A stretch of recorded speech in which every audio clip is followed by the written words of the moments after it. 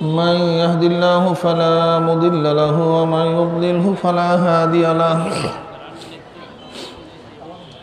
ونشهد أن لا إله إلا الله وحده لا شريك له ونشهد أن محمدا عبده ورسوله أما بعد وأعوذ بالله من الشيطان الرجيم بسم الله الرحمن الرحيم يا أيها الذين آمنوا صلوا عليه وسلموا تسليما اللهم صل على سيدنا وشفيعنا وحبيبنا مولانا محمد صلى الله عليه وعلى آله وأصحابه وبارك وسلم الله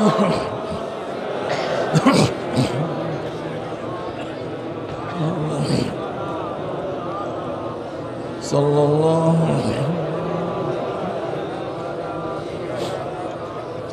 اللهم صل على سيدنا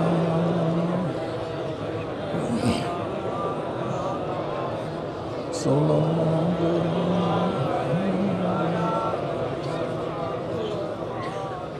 أعوذ بالله من الشيطان الرجيم بسم الله الرحمن الرحيم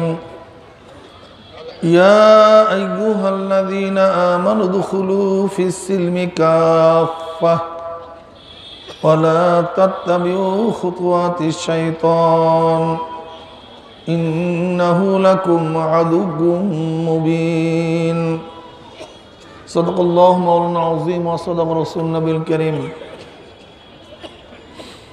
আল্লাহ পাকের বান্দা জনাব মুহাম্মদ রাসূলুল্লাহ সাল্লাল্লাহু আলাইহি ওয়াসাল্লামের উম্মতগণ, আল্লাহ পাক রব্বুল আলামিন আপনাকে আমাকে ফিতনা ফাসাদের জমানায় যখন तमाम দুনিয়ার থেকে ইসলাম মুসলমানদেরকে মিটিয়ে দেওয়ার ষড়যন্ত্র চলতেছে, तमाम দুনিয়ার মধ্যে ইসলাম মুসলমান থাকবে কি থাকবে না এই প্রশ্নের সৃষ্টি হয়েছে। যে জমানায় মানুষ নেকের কাজ ছাড়তেছে, গুনার কাজ ধরতেছে, শুধু গুনার কাজ ধরেই না বরং গুনার কাজে প্রতিযোগিতা শুরু করছে কে কার আগে জাহান্নামে যাবে। সবাই বলি না আউযু বিল্লাহ। যে জমানায় মানুষ নেকের কাজে আশ্চর্য হয়, গুনার কাজে স্বাভাবিক থাকে, সেই মুহূর্তে আল্লাহ পাক রব্বুল আলামিন আপনাকে আমাকে কোরআন ও হাদিসের মাজলিস, আলেম ওলামা, মুমিন মুত্তাকিন, জাকিরিন শাকিরিনদের গুরুত্বপূর্ণ এক মাজলিসে আসার বসার বলার শোনার তৌফিক আল্লাহ পাক দান করছেন। এর জন্য শুকরিয়া আমরা সবাই বলি আলহামদুলিল্লাহ। এই মাজলিস অনেক গুরুত্বপূর্ণ, অনেক অনেক দামি। যেরকম দুনিয়ার মধ্যে যারা দামি হয় তাদেরকে গার্ড অব অনারের ব্যবস্থা করা হয়। অমুক দেশে প্রাইম মিনিস্টার, প্রেসিডেন্ট আসছে, তাদের সম্মানার্থে গোটা এরিয়া আর্মি মিলিটারি ঘিরা ফেলাইছে, গার্ড অব অনারের ব্যবস্থা করছে। আপনারাও সম্মানিত হওয়ার কারণে আল্লাহর তরফ থেকে ফেরেশতাদের মাধ্যমে গার্ড অব অনার হিসাবে গোটা এরিয়াকে ফেরেশতারা ঘিরে ফেলাইছে। বক্তব্য আমার না। ওয়ান আবি হুরায়রা রাদিয়াল্লাহু তাআলা আনহু ওয়ান আবি সাঈদ খুদরি রাদিয়াল্লাহু তাআলা আনহু আন্নাহুমা শাহিদা আলা রাসূলিল্লাহি সাল্লাল্লাহু আলাইহি ওয়াসাল্লাম আন্নাহু ক্বাল لا يقعد قوم يذكرون الله تعالى إلا حفتهم الملائكة وغشيتهم الرحمة ونزلت عليهم السكينة وذكرهم الله في من عنده رواه مسلم মুসলিম শরীফের হাদিসের ভাষ্য অনুযায়ী গোটা এরিয়াকে ফেরেশতারা ঘিরে ফেলাইছে। আল্লাহ পাক রব্বুল আলামিন অনবরত এই মাজলিসের উপরে রহমত এবং সাকিনা বর্ষণ করতেছেন। শুধু তাই নয়, আল্লাহ পাক আপনাকে আমাকে কেন্দ্র করে ফেরেশতাদের মধ্যে আলোচনাও শুরু করছেন।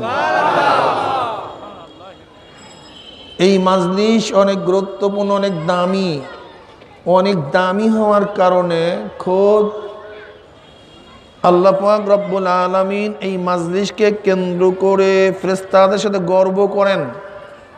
কি করেন?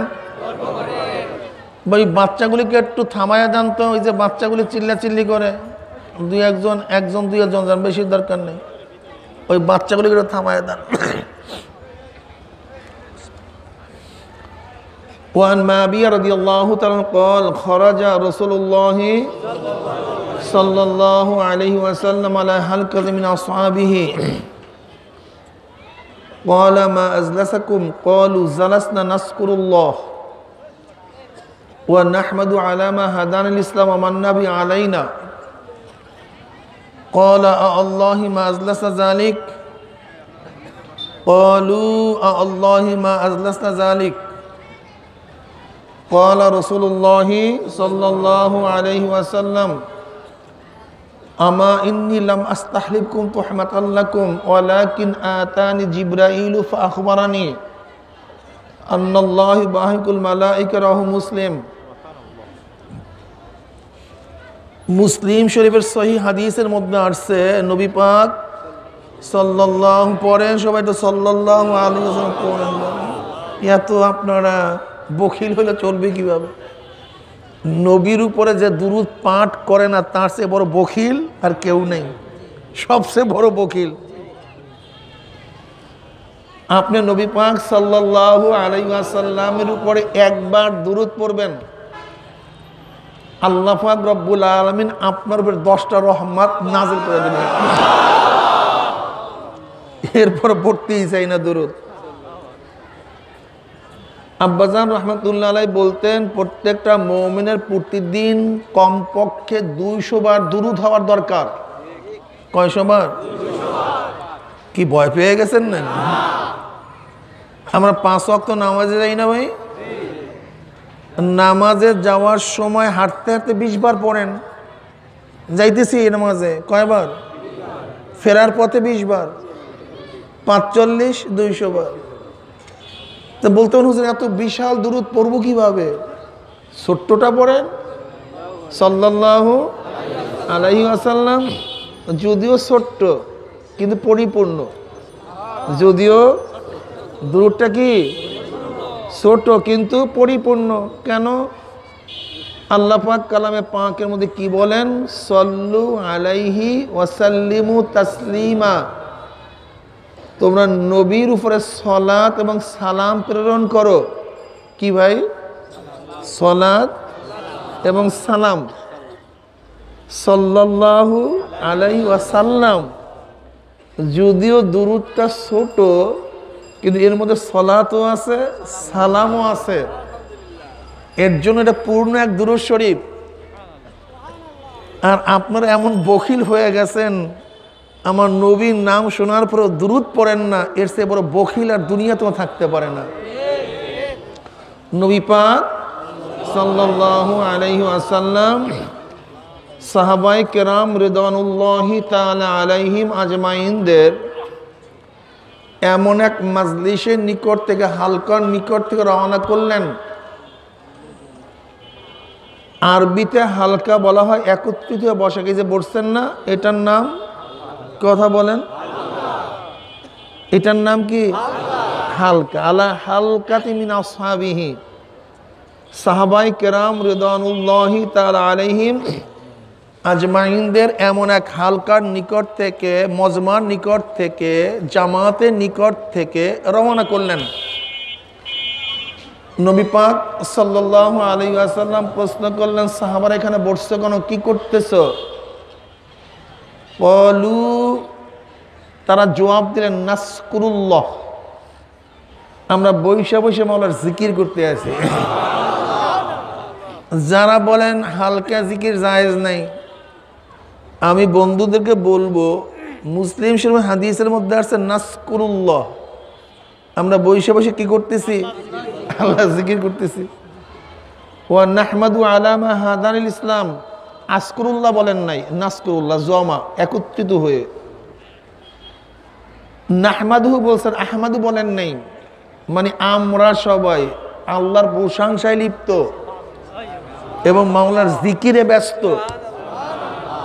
নবী পাক সাল্লাল্লাহু আলাইহি ওয়াসাল্লাম কসম কাটলেন, আল্লাহর কসম, তোমরা যেই জবাব দিছে উদ্দেশ্যে বলছো। সাহাবারাও কসম কাটলেন, আল্লাহর কসম, আমরা যেই জবাব দিছি উদ্দেশ্যে বসছি, অন্য কোনো উদ্দেশ্যে বসি নাই। নবী পাক সাল্লাল্লাহু আলাইহি ওয়াসাল্লাম বললেন, আমার সাহাবারা, তোমরা কি ভাবছো যে আমি তোমাদের কথা বিশ্বাস করি নাই বিধায়কে কসম কাটছিলাম নাকি? না, আমি তোমাদের কথাকে বিশ্বাস করছি, তোমাদের উপরে যথেষ্ট আমার আস্থাও আছে। তোমরা মিথ্যা কথা বলবা না, এই ইয়াকিন আমার মধ্যে আছে। আমার নবীর আস্থা ছিল, নবীরা সত্য, সাহাবারা সত্যবাদী, তারা আদেল, তারা ইনসাফগার, তারা জীবন গেলেও মিথ্যা কথা বলতে পারে না। অথচ আমরা যারা মোমেন দাবি করি, মুসলিম দাবি করি, এই সাহাবাদেরকে তারা আদেল মনে করি না, ইনসাফগার মনে করি না, তাদেরকে প্রশংসা করতে চাই না। বরং সাহাবায়ে কেরাম রিদওয়ানুল্লাহি তাআলা আলাইহিম আজমাইনদের গীবাত, শিকায়াত, এমন কি ঐতিহাসিক খ্রিস্টান, ইহুদি, নাস্তিক ঐতিহাসিকদের উপস্থাপনা পড়ে সাহাবাদের উপরে এমন ঘৃণা সৃষ্টি হয়। আমি তো অনেক এরকম জালেমকেও কথা শুনছি যে মাবিয়া রাদিয়াল্লাহু তাআলা আনহুর নামটাকে মাবিয়া রাদিয়াল্লাহু তাআলা দূরের কথা, মাব্বা মাব্বা বলছে, নাউযুবিল্লাহ। এত বড় জালেম। শোনো, খুব ভালো মতো বুঝবা ভাই, বোঝার চেষ্টা করো। আপনার ফোকাস মেরে রাখছেন কেন মোবাইলের মধ্যে ভাই? আপনার আকল এত কম কেন? আপনার তো বোঝা উচিত যে একটা লাইট যদি একজন চোখের মধ্যে মাইরে রাখি কেমন লাগে। এতটুকু আকল থাকা চাই ভাই।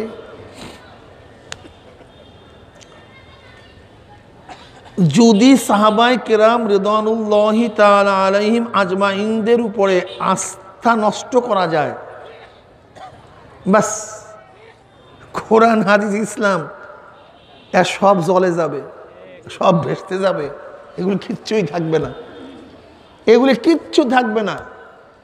যদি সাহাবায়ে কেরাম রিদওয়ানুল্লাহি তাআলা আলাইহিম আজমাইনদের উপর আস্থা উঠায় দেয়া যায়, কোরআন হাদিসের কোনোই দাম নাই মিয়া, এগুলি কিচ্ছু না, মুহূর্তের মধ্যে শেষ। কিসের মধ্যে শেষ? মুহূর্তের মধ্যে শেষ, এক সেকেন্ডও টিকবে না। আমি আগেই বলছি, আমার কোনো শেষে শাবক নাই। হ্যাঁ, ওই বাচ্চাগুলো যে চিল্লা চিল্লি করে, এই কথা বলি আর না।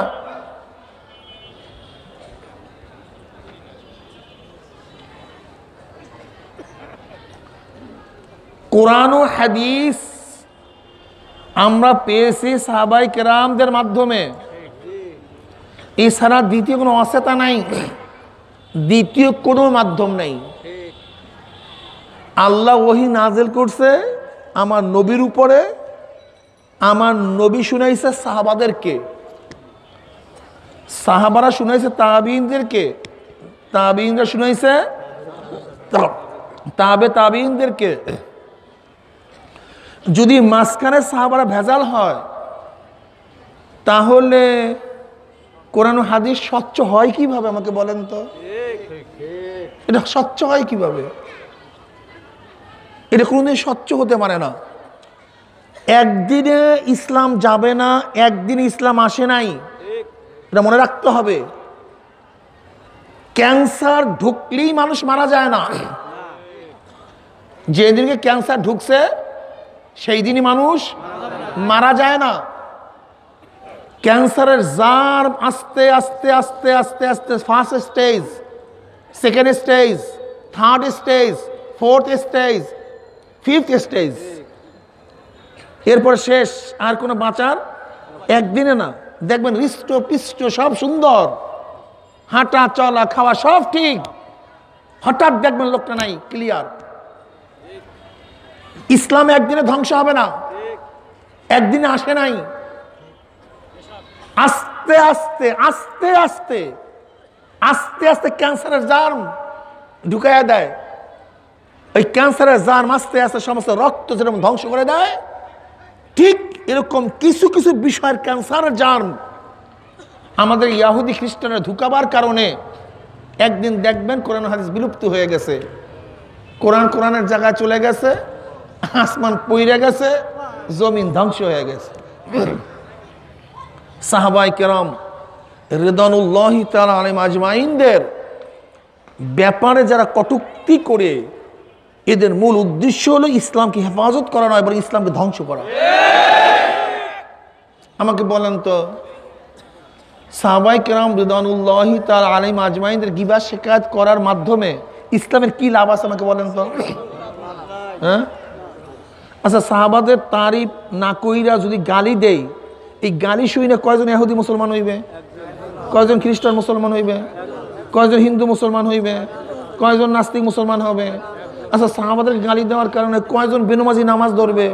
কয়জন বেজরে রোজা রাখবে? কয়জন দাড়ি ছাড়া মানুষ দাঁড়িয়ে রাখবে? আমাকে বলেন তো। বুঝলাম, আমি গালি দিলাম, দিতে থাকলাম, ধামাধাম গালি দিতে থাকলাম, এর মাধ্যমে ইসলামের কি লাভ আছে আমাকে বলেন? একটু দেখান তো, খুব চিন্তা করে। বরং ঈমান ধ্বংস হয়ে যাবে। কি ধ্বংস হয়ে যাবে? আল্লাহ পাক কি বলছে? আমিনু কামা আমানান নাস, আমিনু ঈমান আনো, কামা আমানান নাস, যেরকম ঈমান এনেছে লোকেরা, মানুষরা। নাসের আগে আলিফ লাম, আহাদে খারিজি, মাহুদে খারেজ কারা? এই নাস বলতে কারা? কথা বলেন, সাহাবারা। আমিনু কামা আমানান নাস, আমিনু কামা আমানা সাহাবা, ঈমান আনো যেইভাবে সাহাবার ঈমান এনেছে। শোনেন, বায়ার আসছে বিদেশ থেকে, স্যাম্পল নিয়ে আসছে। এই স্যাম্পলের 100 পিস, 1 লক্ষ 1 কোটি পিস আমাকে টুপি দিবা। এই স্যাম্পল দিয়া বায়ারের সাথে কোম্পানির সাথে একটা চুক্তি হয়, উভয় দস্তখত দেয়। 1 পিস থাকে কোম্পানির মালিকের কাছে, 1 পিস থাকে বায়ারের কাছে। 1 বছর পর ডেলিভারি বা 6 মাস পর ডেলিভারি। যখন ডেলিভারি দেওয়ার সময় হয়েছে, ওই স্যাম্পল নিয়ে আসছে, ঠিক না? এবার স্যাম্পলের সাথে সব মিলায়, যদি ওই স্যাম্পলের সাথে মাল মিলে সব মাল গ্রহণ করবে, আর ওই স্যাম্পলের সাথে না মিলে সব প্রত্যাখ্যান, একটাও নেওয়া হবে না, সব বাদ। কিয়ামতের ময়দানে আল্লাহ পাক রব্বুল আলামিন এই ঈমানকে সাহাবাদের ঈমানের সাথে টালি করবে। স্যাম্পলের সাহাবাদের ঈমান, আমিনু কামা আমানান নাস, সাহাবাদের ঈমানের সাথে ঈমানকে তাসবিহ করবে, টালি করবে, মুওয়াজানা করবে, ওজন দেয়া হবে। যাদের ঈমানের সাথে সাহাবাদের ঈমান মিলবে, সব কবুল করা হবে, গ্রহণ করা হবে, জান্নাতে চলে যাবে। আর সাহাবাদের ঈমানের সাথে যাদের ঈমান মিলবে না, সব প্রত্যাখ্যিত হবে, সব জাহান্নামে চলে যাবে। বেশ ভালো কথা। তুমি ইতিহাস পড়িয়া সাহাবাদেরকে এত গালিগালাজ করলা কেন? ইমাম বুখারী কি ইতিহাস পড়ে নাই? তিনি তারিখে কাবির তিনি নিজে লেখেন নাই? তিনি মানাকিবে সাহাবী নিজে লেখেন নাই? মুহাদ্দিসিন ফাজাইলে সাহাবী নিজে লেখেন নাই? তারা ইতিহাস জানেন না? তারা ফাজাইলে সাহাবী, মানাকিবে সাহাবী লিখলেন কেন? মুজাম্মাতে সাহাবীর কোনো বাব নাই কেন? তাসাব্বুহে সাহাবীর কোনো বাব নাই কেন? গালির কোনো সাহাবীর বাব নাই কেন হাদিসের কিতাবের মধ্যে? সাহাবীদের বদনামের কোনো বাব, অধ্যায় কি হাদিসের কিতাবের মধ্যে আছে? আছে কি? সাহাবাদের ফজিলত, সারা মানাকিব, তা গালির নাই কেন, কোনো বাপ নাই কেন? ইসলাম তুমি বুঝছো, কিন্তু মুহাদ্দিসিন কেরাম ইসলাম বুঝে নেই। এইটা বুঝলা? শোনো, বলতে পারো হুজুর তা সাহাবাদের মধ্যে কিছু দোষ ত্রুটি দেখা যায়, নিশ্চিত আছে, কোনো সন্দেহ নেই। সাহাবায়ে কেরামদের মধ্যে দোষ ত্রুটি নিশ্চিত আছে, কোনো কি নাই, সন্দেহ নাই। আচ্ছা, জজ সাহেব বিচার করতেছে, আসামি আসছে, বলো তোমার বক্তব্য। আসামি বক্তব্য দিতে আসছে। জজ সাহেব কি করলে? যাও তুমি যাবিন, যাও তুমি মাপ। দোষ করছে, জজ সাহেবের কাছে এটা গ্রহণযোগ্য না, সে মাফ করে দিছে। আচ্ছা বলেন তো, জজ সাহেব কাউকে যদি মাফ করে সেই আসামি মুক্ত কি মুক্ত না? কথা বলেন না কেন? গোটা দুনিয়ার ল এক। যদি জজ সাহেব কাউকে মাফ করে সে কি বেশ ভালো কথা, আরো জানো জজে বুঝবেন না, আর টুসায় যাই। ম্যাজিস্ট্রেট কোর্ট, মুন্সিফ কোর্ট, জজ কোর্ট, হাইকোর্ট, হাইকোর্টের চেম্বার বেঞ্চ, ওপেন বেঞ্চ, ফুল বেঞ্চ, আবার সুপ্রিম কোর্টের ফুল বেঞ্চ। একজনকে রায় দিছে ফাঁসি, সব জায়গায় ফাঁসি। কি ভাই?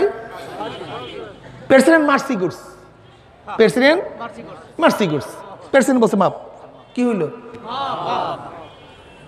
কথা বলেন না কেন? এটা দুনিয়ার আইন। সমস্ত কোর্ট যদি তাকে ফাঁসির রায় দেয়, প্রেসিডেন্ট মার্সি করবে, মাপ। সাহাবায়ে কেরাম যত যা করুক না করুক, আল্লাহ কি বলছে? রাদিয়াল্লাহু আনহুম ওয়া রাদু আন। আমি ওদের উপর রাজি, ওরা আমার পরে রাজি, শেষ কেসটা, কিছু শেষ। তোমার সমস্যা কি কও? আল্লাহ যদি ওদেরকে মাফ করে, তোমার সমস্যা কি এটা বলো? তোমার সমস্যা কি কও? আল্লাহ মাফ করছে, তোমার সমস্যা কি কও? হ্যাঁ, আজীব। শোনো, তোমার এই জমানার 24 ঘন্টার ইবাদত, 24 ঘন্টার তাহাজ্জুদ, সারা জিন্দেগির রোজা, সারা জিন্দেগির মুস্তাহাব পালন করা। আর সাহাবায়ে কেরাম রিদওয়ানুল্লাহি তাআলা আলাইহিম আজমাইনদের ওই সময় শুধু ঈমান আনা, খালি ঈমান আছে, আর কিছু দরকার নেই। কি আনছে? শুধু এই তোমার জিন্দেগির সমস্ত ইবাদতের তুলনায় সাহাবাদের ঈমানের পাল্লা তোমাদের চেয়ে কোটি কোটি গুণ বেশি, কোটি কোটি কোটি গুণ বেশি, ওজনই হয় না। আজকে তুমি আমি নামাজ পড়লে হাদিয়া তোফা হয়, সম্মান ইজ্জত হয়, আর সাহাবার ঈমান আনার সাথে সাথে গলাটা চলিয়া যায়। তুমি আমি নামাজ রোজা টুপি পরলে, লম্বা জামা গায়ে দিলে কোনো অসুবিধা নাই, আর সাহাবায়ে কেরাম ঈমান আনার সাথে সাথে উত্তপ্ত পাথুরি ভূমির মধ্যে পায়ের সাথে কাঁচি লাগাইয়া, রশি লাগাইয়া ঘোড়ার পিছনে বাঁধছে আর টানছে, এরপরে মারছে। তুমি আমি ঈমান আনলে আজকে বহুত কিছু পাই, আর তারা ঈমান আনার সাথে সাথে শুলের মধ্যে ঝুলাইয়া তাদেরকে হত্যা করা হইতো, চামড়া উঠাইয়া ফেলানো হইতো। সাহাবাদের ঈমানের সাথে টালি দিতে আসো তুমি, কিসের লাগে কি তুলনা দাও? আজকে সাহাবায়ে কেরাম রিদওয়ানুল্লাহি তাআলা আলাইহিম আজমাইন এত সাধনা, এত ত্যাগ করার কারণে আজকে তুমি আমি কলেমা শিখছি, মাথায় টুপি উঠছে, ওদের ত্যাগের কারণে। নয়তো তুমি দেখো না কেন, তুমি দেখো না কেন যে সাহাবায়ে কেরাম রিদওয়ানুল্লাহি তাআলা আলাইহিম আজমাইনদের চেয়েও তাবিঈনদের মধ্যে অনেক আবেদ ছিল, অনেক বড় আবেদ ছিল বাহ্যিক দৃষ্টিতে। কি ছিল? কি ছিল না? আব্দুল্লাহ ইবনে মুবারক রাহমাতুল্লাহ আলাইহিকে প্রশ্ন করা হয়েছে যে ওমর বিন আব্দুল আজিজের ফজিলত বেশি না মাবিয়া রাদিয়াল্লাহু ফজিলত বেশি? আব্দুল্লাহ মুবারক সবচেয়ে বড় মুহাদ্দিস, ইমাম বুখারীর উস্তাদ। প্রশ্ন করা হয়েছে যে মাবিয়া রাদিয়াল্লাহু ফজিলত বেশি না ওমর বিন আব্দুল আজিজের ফজিলত বেশি? তাকে পঞ্চম খলিফা বলা হয়, তার ফজিলত বেশি। আব্দুল মুবারক কি জবাব দিলেন? তিনি জবাব দিলেন, ফজিলত তো দূরের কথা, মাবিয়া রাদিয়াল্লাহু তাআলা আনহু যেই ঘোড়ার উপরে উঠিয়া যুদ্ধ করছে, ওই ঘোড়ার নাকের মধ্যে যে ধুল ঢুকছে, ওমর বিন আব্দুল আজিজের সেই ধুলের ফজিলত নেই।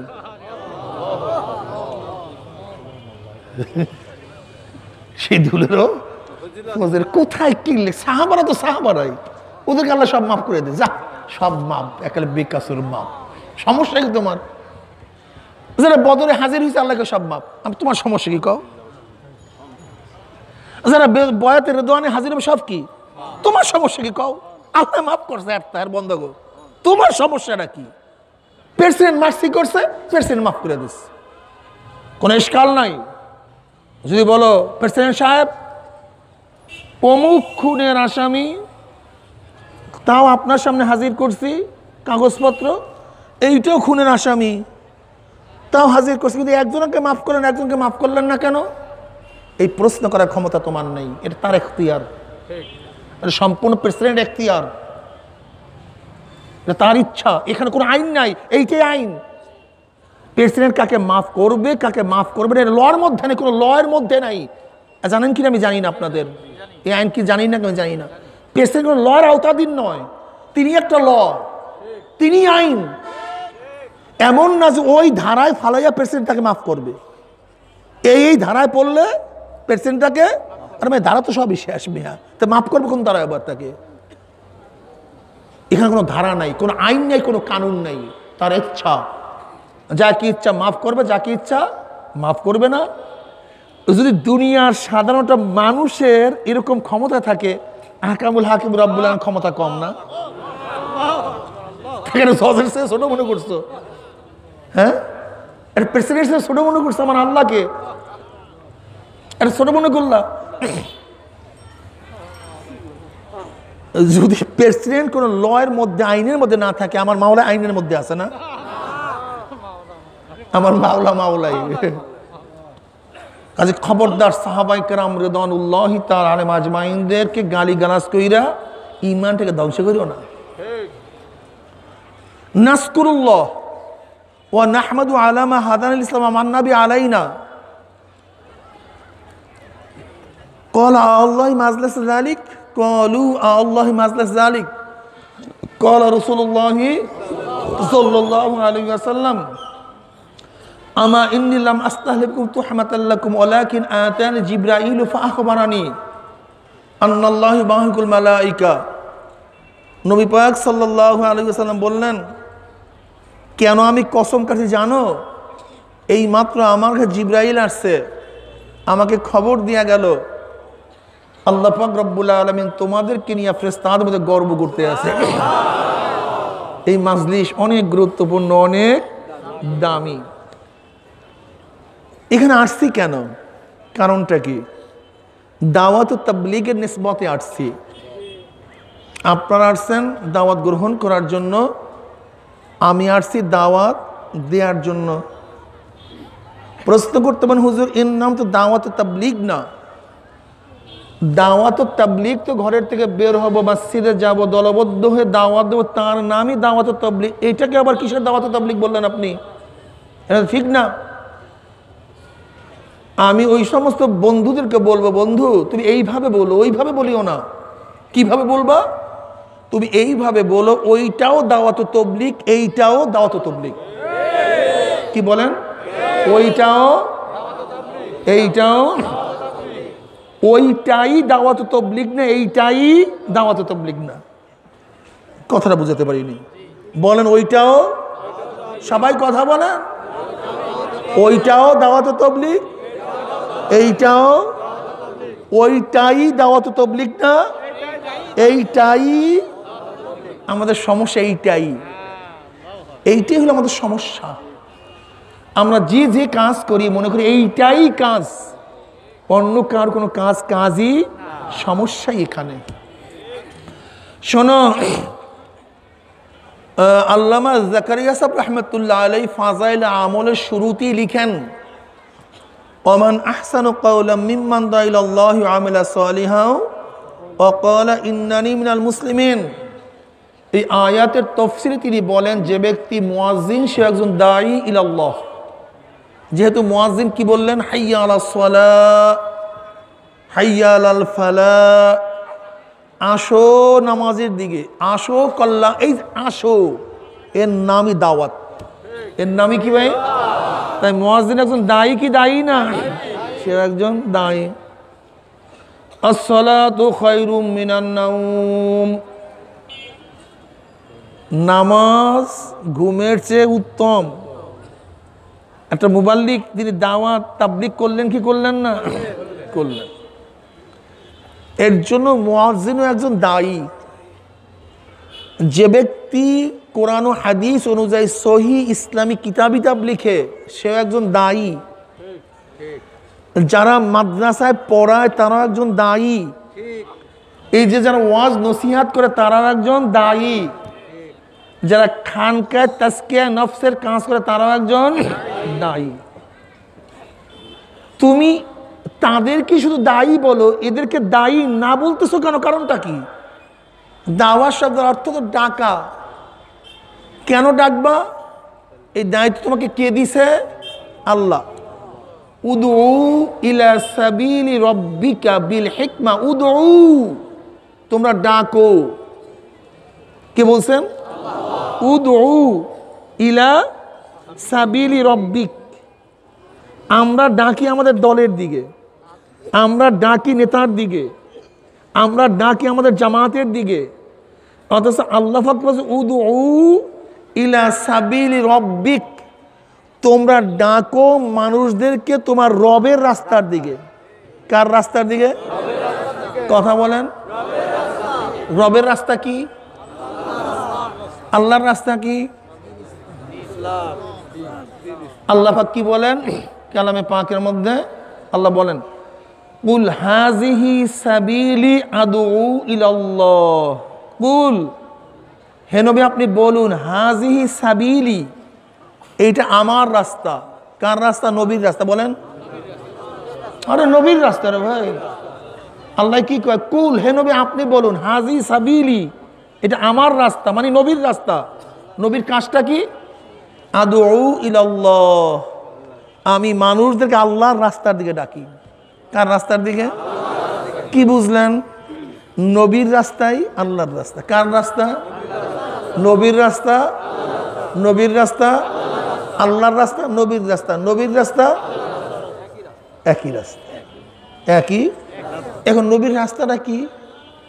শোনেন, মক্কি জিন্দিগি না, মাদানী জিন্দিগি না, হিজরাতি জিন্দিগি না, জিহাদি জিন্দিগি না, তালিমি জিন্দিগি না, দাওয়াতি জিন্দিগি না, তাজকিয়া জিন্দিগি না, বরং 23 বছরের জিন্দিগি। কয় বছরের? বুঝলেন কিভাবে? আল্লাহ কয় মা আতাকুমুর রাসূলু ফাখুযুহু ওয়া মা নাহাকুম আনহু ফান্তাহু। মা লফজে আম, উমুমিয়াতের জন্য আসে। মা অর্থ কি দাঁড়ালো?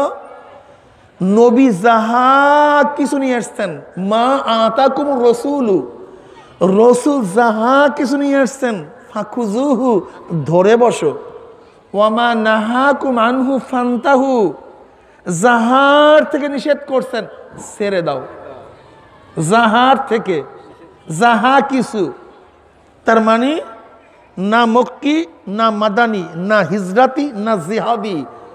আমার নবীর 23 বছরের জিন্দিগি। কয় বছরের? জোরে বলেন। এই 23 বছরের জিন্দিগিতে যাহা কিছু নিয়ে আসছেন সব কিছু আঁকড়িয়ে ধরতে হবে, যাহার থেকে নিষেধ করছেন সব কিছু ছাড়তে হবে। এর নাম আল্লাহর রাস্তা। আমরা কি করি? সমস্যা নাকি? সমস্যা বুঝেন? সমস্যা বুঝেন নেই। এইটার নাম কি ভাই? কথা বলেন। এইটার নাম, এইটার নাম, এইটার নাম। হাতি মানুষ না, মানুষের অংশ। চোখুই মানুষ না, মানুষের অংশ। মাথাই মানুষ না, মাথা মানুষের। পাউই মানুষ না, পাও মানুষের। নামাজই ইসলাম না, নামাজই আল্লাহর পথ না, নামাজও আল্লাহর রাস্তা। রোজাই দিন না, রোজাও দিন, রোজাও দিন, রোজাই। তালিমই দিন না, তালিমও। দাওয়াতি দিন না, দাওয়াতও। জিহাদি দিন না, জিহাদও। তাসকিয়াই দিন না তাসকিয়াও, তালিমই দিন না তালিমও, এই সব মিললে তার নাম দিন। আমার হাত পাও চক্ষু পাও সব মিললে আমি মানুষ, আমার নবীর 23 বছরের জিন্দগি সব মিললে তার নাম দিন, তার নাম ইসলাম। আমাদের সমস্যা যে যেইটার ফজিলাত শুনছি এইটা নিয়েই ব্যস্ত হয়ে গেছে। গেছে একজনে হার্টের রুগীর গেছে, হার্ট ফাউন্ডেশন যাওয়ার পরে হার্টের উপরে যে ফাজাইল বয়ান করছে, গুরুত্ব বয়ান করছে, ব্যক্তি তো তাব্বুস হয়ে গেছে, আরে হার্টের এত গুরুত্ব করে। হ্যাঁ, ওই ব্যক্তি হার্ট নিয়ে ব্যস্ত, কিডনি মরে মরুক, কিডনি যায় যাক, ও গোল্লায় যায়, আমি হার্ট নিয়ে আসছি। উনি হার্টকে খুবই পরিচর্যা করতেছে, হার্টকে ঠিক রাখার জন্য চেষ্টা করে, কিন্তু অবস্থা খারাপ করে আলাইছে। কি জেন্দা না মৃত্যু ভাই? কি কথা বলেন না কেন? কেমন হার্টের গুরুত্ব নাই? শুধু হার্ট নিয়ে ব্যস্ত আছে, অসুবিধা কোথায়? কি আর একজনের কাছে কিডনির ডাক্তারের কাছে কিডনির যে ফাজাইল বয়ান করছে, উনি কিডনি নিয়ে ব্যস্ত, হার্ট মরে মরুক, যা ওটা ডেট হয় হোক, কোনো অসুবিধা নেই। বাস হার্ট ডেট করছে, কিডনি ঠিক রাখছে, ঠিক আছে না ভাই? আলহামদুলিল্লাহ।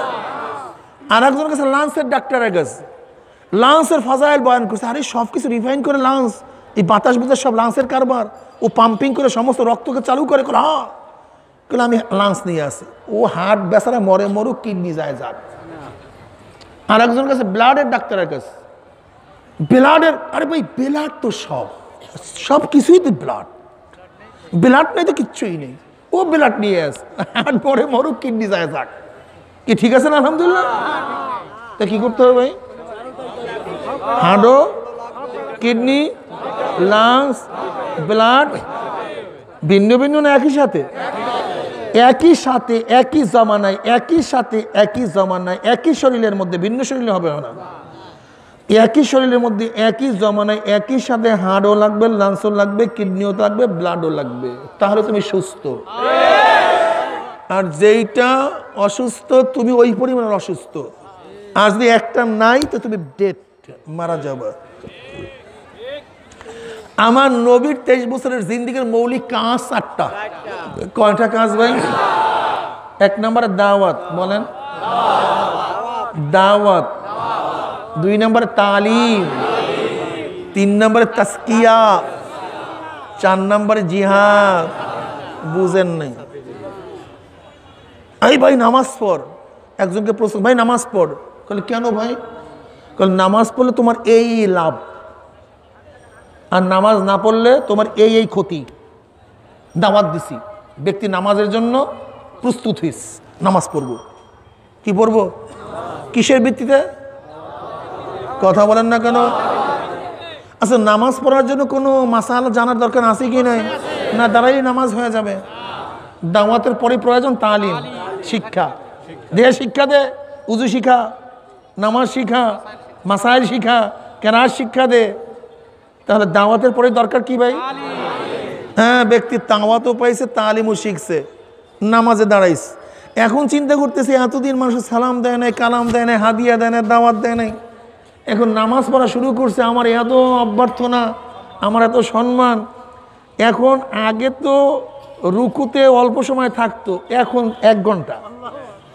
আগে সেজদায় তো মোটামুটি দিত, এখন 1 ঘন্টা লাগাই দেয় সেজদায়। কিয়াম তো দিছে মানুষকে দেখাবার জন্য, দরবেশ সাজার জন্য নামাজ শুরু করছে। কি অবস্থা, কি গন্ত? হ্যাঁ, কিভাবে বুঝলেন? তার উজু ঠিক, শোনেন, তার উজু ঠিক, কেরাত ঠিক, কিয়াম ঠিক, রুকু ঠিক, সাজদা ঠিক, কওমা ঠিক, জলসা ঠিক, সব অল এভরিথিং, কোনো জায়গায় কোনো ত্রুটি নেই। একজন মুফতি সাহেবকে যদি প্রশ্ন করি, ভাই এই ব্যক্তির নামাজ সহি কি সহি না, সে কি বলবে? বিলকুল সহি, কোনো সন্দেহ নেই, নামাজ কি। কিন্তু সে নামাজ আল্লাহর জন্য পড়ে না, মানুষকে দেখাবার জন্য পড়ছে। তার নামাজ তো শুদ্ধ হয়েছে, সহি হয়েছে, কিন্তু আল্লাহর কাছে কবুল হয় নাই। কি হয় না? কথা বলেন। তাহলে শুদ্ধ হওয়া এক জিনিস, কবুল হওয়া নাকি ভিন্ন বললাম? আল্লাযীনা ইউরাউনা ওয়া ইয়ামনাউনাল মাউন, যারা মানুষকে দেখাবার জন্য নামাজ পড়বে, আর মানুষকে দেখাবার জন্য পড়তেছি না, আল্লাহর জন্য পড়তেছি, গোটা দুনিয়ার কোনো মুফতি বলতে পারবে না একমাত্র দেখে কে? আমার আল্লাহ। তাই নামাজ কবুলের জন্য তাসকিয়া নামসের দরকার আছে কি নাই? এই লামুজাহাবিরা খালি আমিনই শিখায়, জোরে পড়তে হবে, খালি বারবার হাত মারতে থাকো, কেরা জোরে পড়বে না, এই বাহ্যিক নামাজ নিয়ে পাগল হয়ে গেছে। কিন্তু তাও আবার ভুল। আর নামাজ কবুল হবে কি হবে না এই ব্যাপারে কোনোদিন আলোচনা তারা করেই না। ও কেবল ঢুকাইয়া দেয় তো, হাসাদ ঢুকাইয়া দেয় তো, হিংসা ঢুকাইয়া দেয়, গিবা শেখায় ঢুকাইয়া দেয়। এত সহজ মনে করছেন নাকি? হ্যাঁ, ওয়াসিরু কাওলাকুম আও ইজহারু বিহি ইন্নাহু আলিমুম বিযাতিস সুদূর ইন্নাল্লাহা লা ইয়ানজুরু ইলা সুওয়ারিকুম ওয়া আমওয়ালিকুম ওয়ালাকিন ইয়ানজুরু ইলা নিয়াতিকুম ওয়া কুলুবিকুম। খুব কঠিন মাসালা, ঠিক না? তাহলে নামাজ কবুলের জন্য কি লাগবে? তাসকিয়া, দাওয়াত, তালিম, তাসকিয়া। আমি কারোর জন্য নামাজ পড়ি না, একমাত্র ইন্না সলাতি ওয়া নুসুকি ওয়া মাহইয়ায়া ওয়া মামাতি লিল্লাহি। এখন ব্যক্তি তো নামাজ পড়বে, নিয়াতও করছে, সহি হয়েছে, তাসকিয়াও করছে, কিন্তু শীতের সময় এখন যাইতে মনে চায় না নামাজে। নফসকে একটু থাক, ঘরের মধ্যে পইরা নে। এখন মুজাহিদা লাগবে কি লাগবে না? আল্লাযীনা জাহাদু ফিনা লানাহদিয়ান্নাহুম সুবুলানা। মুজাহিদ, জিহাদ লাগবে নফসের সাথে। কি কথা ঠিক না? তা নফসের সাথে জিহাদ কইরা শীতের মধ্যে ল্যাবকে লাথি মাইরা মসজিদে গেছে, গিয়া দেখে শয়তান এরকম গেটের মধ্যে হাত পাও ছড়াইয়া দাঁড়ায় রয়েছে, ঢুকতে দেবে না, ঢুকতে। এখন আমি কি করবেন ভাই? ঘরে ফিরে আসবেন? তার শয়তান ঠিক আছে, তুই গেটের মধ্যে থাক, আমি ঘরে যাই। আর কি করবেন বলেন তো? কিরে যুবক, কি করবো তুমি? শয়তান তো দাঁড়ায় রয়েছে, গেটে ঢুকতে দেবে না, এখন করবাটা কি? কও কি কথা বলেন না কেন? কি ধাক্কা দেবেন কি দেবেন না? একটা লাঠি দেবেন কি দেবেন না ভাই? এইটার নাম কি? কথা বুঝাইতে পারি না। এই যে মসজিদে ঢুকতে আপনাকে দিবে না, তখন আপনি কি সালাম দিয়ে আসবেন নাকি একটা চটকানা দেবেন ভাই? আপনি তারিফ করবেন না একটা লাঠি দেবেন? কোন এইটার নাম কি? কোন তা দাওয়াত দরকার আছে কি নাই? তালিমের, তাসকিয়ার, জিহাদ। জিহাদ দুই প্রকার, একটা জিহাদ মান নফস আর জিহাদ মাল কুফফার। তাই মুজাহিদা দুই ধরনের লাগবে। নফসের সাথে মুজাহিদা করতে হবে, আর নফস এবং শয়তানের লস্কর, সৈনিক, ইসলামের দুশ্মন, ওদের বিরুদ্ধে লড়াই করতে হবে। কি করতে হবে? কি হবে না? কি চারটা জিনিসের মৌলিকের দরকার আছে কি নাই? আপনি কয়টা করছেন এখন দেখেন তো আপনি নিজে। আপনার কাছেই বললাম, আর আপনি বলতেছেন আমি কাল জান্নাতের দ্বার প্রান্তে চলে আসছি। তোমার তো হাড়ই নাই, হাড় আছে তো লাঞ্চ নাই, লাঞ্চ আছে তো কিডনি নাই, তোমার কিডনি আছে তো ব্লাড নাই। তুমি ভুল করতেছো, তুমি বোঝার চেষ্টা করো বাবা। শোনো, আমি এই কথা বলবো না যে তোমার চরমনে আসতেই হবে না। আমরা চরমনে একটা দাওয়াতি কাফেলা। কি কাফেলা ভাই? আমরা মানুষকে দাওয়াত দেই কোন দিকে? ইলা সাবিল রব্বিক, আল্লাহর রাস্তার দিকে। আমাদের সিলেবাস চারটা। কয়টা? দাওয়াত, তালিম, তাসকিয়া, জিহাদ। ইচ্ছা হইলে সাবজেক্টে ভর্তি হইতেও পারো, না হইলে ভাগতেও পারো, গ্যারান্টি নিয়ে আসিনি। আমরা এই কথা বলবো না তোমাকে ভর্তি হইতেই হবে, এছাড়া জান্নাতের পথই নাই, জাহান্নাম ছাড়া উপায় নেই। আমাদের এখানে না আসলে এই সমস্ত বাজে কথা বলার জন্য আসিনি। আমাদের সিলেবাস চারটা। বহুত প্রতিষ্ঠান আছে, বহুত দাওয়াতি কাফেলা আছে, আমরাও একটা দাওয়াতি। আমাদের সিলেবাস কয়টা ভাই? দাওয়াত, তালিম, তাসকিয়া, অন্যান্য মোকাবেলা করা। তোমার ভালো লাগলে কাফেলায় ভর্তি হও, না লাগলে ভাগো, জাগা ছাড়ো। কি কথা ঠিক না? গিবা শেখা তো চরমনার বিরুদ্ধে করবি। কি কথা ঠিক না? আর মিয়া যেই গাছে আম আছে ওই গাছে ঢিলা আছে। কি কথা? যেই পকেটে টাকা আছে চোরের নজর ওই পকেটে দিয়ে আছে।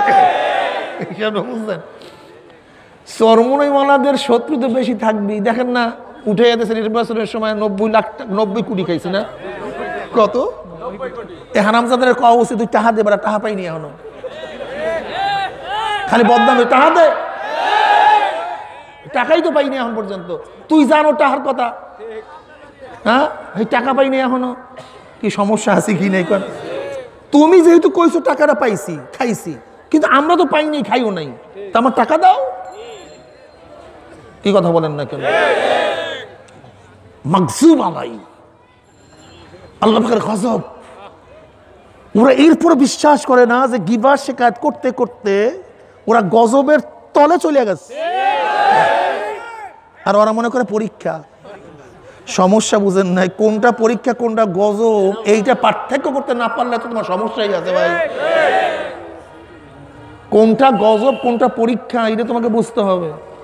গজব আর পরীক্ষার মধ্যে পার্থক্য তোমাকে বুঝতে হবে। তুমি গজবও বুঝো না, পার্থক্য বুঝো না, রহমতও বুঝো না।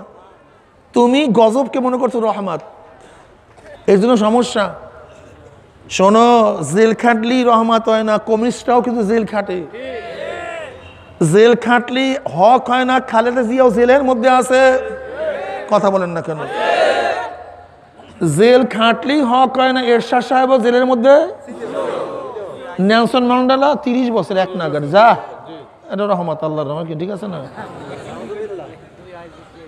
হিটলার কিন্তু দুনিয়ার থেকে বিদায় হয়ে গেছে, আল্লাহ কেউ দেখে নাই, ও কিন্তু দুনিয়ার থেকে বিদায় হয়ে গেছে। সুবান খেয়া মরছে, এমন না যে ত্যাগ করে নাই, মরছে সুবান খেয়া। কি কথা বলেন না কেন?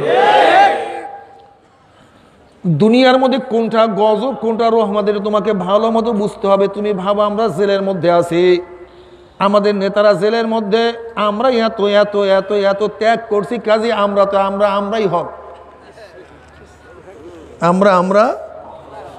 তুমি কি দেখো না হাজারো কমিউনিস্ট ছেলেরা আজকে জেলের মধ্যে ভুগতে আছে? তুমি কি দেখো না হাজারো সর্বহারার ছেলেরা ফাঁসির মধ্যে ঝুলতে আছে? হাজারো পূর্ব বাংলা বাংলাদেশের আপনাদের সদস্যরা জেলে আছে কি নাই? এরা তো বহুত ত্যাগী।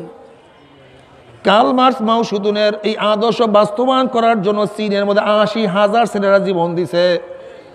লেনিনের নেতৃত্বে রাশিয়ায় কমিউনিজম বিপ্লব করতে গিয়ে লক্ষ লক্ষ মানুষ জেলের মধ্যে ঢুকছে, লক্ষ লক্ষ মানুষ পালিশে ঝুলছে। এর মানি রহমত না। বদরের ময়দানে আবু জেহেলের সাথে যুদ্ধ করতে গিয়া 14 জন কাফের তার গলা কাটাইয়া দিছে, 14 জন অ্যারেস্ট হয়ে গেছে প্রথম যুদ্ধেই। সবই রহমত? তোমাকে 70 জন। তোমাকে মনে রাখতে হবে কোনটা রহমত কোনটা গজব, কিসের জন্য। বালা মুসিবত সব রহমত না, সব গজব না। কিছু বালা মুসিবত রহমত, কিছু বালা মুসিবত গজব। যেই বালা মুসিবত আসার পর ইমানের মধ্যে জোশ মারে, ইমান বাড়তে থাকে, সেইটা হলো রহমত। আর যেই বালা মুসিবত আসার পরে ইমান দুর্বল হয়ে পড়ে, মনে করতে এইটা হলো গজব। এখন হিসাব করে নাও, উসুল বাতায় দিছি, উসুল বাতায় দিছি, উসুল ঠিক হয়ে গেছে। আইয়ুব নবী আলাইহিস সালাতু ওয়াস সালাম 18 বছর অসুস্থ হয়েছেন, কিন্তু যত রোগ বাড়ছে ইমানের মধ্যে জোশ মাইরা গেছে। কি কথা বলেন না কেন? হাজরা আলাইহিস সালাতু ওয়াস সালাম যখন বিপদের মধ্যে আছে ইমানের মধ্যে জোশ বাড়িয়া গেছে। ইসমাইল আলাইহিস সালাতু ওয়াস সালামকে যখন জবে দেওয়ার জন্য নিয়ে যাইতে আছে তার ইমানের মধ্যে জোশ মারছে। আব্বু কোনো টেনশন করিয়েন না, আমাকে সবর অবস্থায় আপনি পাবেন। আপনার উপরে যে আদেশ মাওলায় করছে আপনি সেই আদেশ পালন করতে থাকেন। জোশ মেরে গেছে।